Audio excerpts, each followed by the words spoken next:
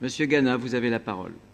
Oui, mais je ne vais pas refaire le débat. Je crois qu'à l'occasion de chacune des commissions, nous avons donné nos positions. Simplement, pour résumer, nous voterons contre ce budget parce que nous sommes dans l'opposition, mais puis surtout parce que nous pensons que, alors que certains points nous satisfont totalement, vous n'allez pas jusqu'au bout de votre logique. Donc c'est plutôt un scepticisme que nous exprimons.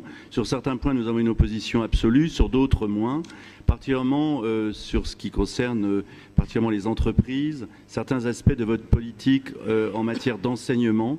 Mais nous constatons que très souvent, vous n'assumez pas vos idées, celles que vous exprimez comme philosophie politique, par exemple, au moment des élections.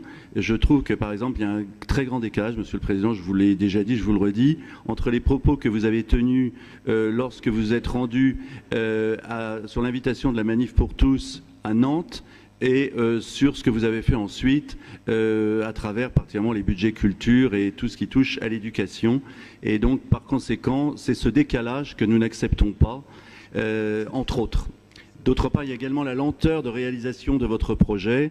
Il nous semble qu'il eût été préférable, pour des raisons prudentielles, liées au taux et à l'évolution de l'Europe et à la situation financière, d'aller plus vite.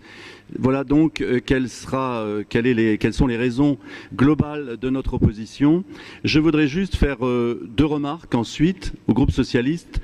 Quand Madame Stella Dupont dit que baisser les fonds, cela impacte la vie des associations, c'est ce qu'ont vécu tous les Français depuis 5 ans. Lorsque le gouvernement socialiste a augmenté les impôts et a diminué l'aide aux familles. Voilà, c'est ce que je voulais vous dire. Ils ont vécu la même chose que les associations que vous représentez ici, en faisant un lobbying associatif de gauche assez déplaisant. Et je voulais également répondre à Madame De Roche à propos des 2 sénateurs Front National. Si évidemment la loi électorale était plus juste, avec 6 à 8 millions de voix, nous aurions plus de sénateurs, ils auraient plus de moyens de travail et ils pourraient déposer plus d'amendements. Donc, Madame De Roche, je vous conseille de déposer un projet de loi sur la modification des modes de scrutin.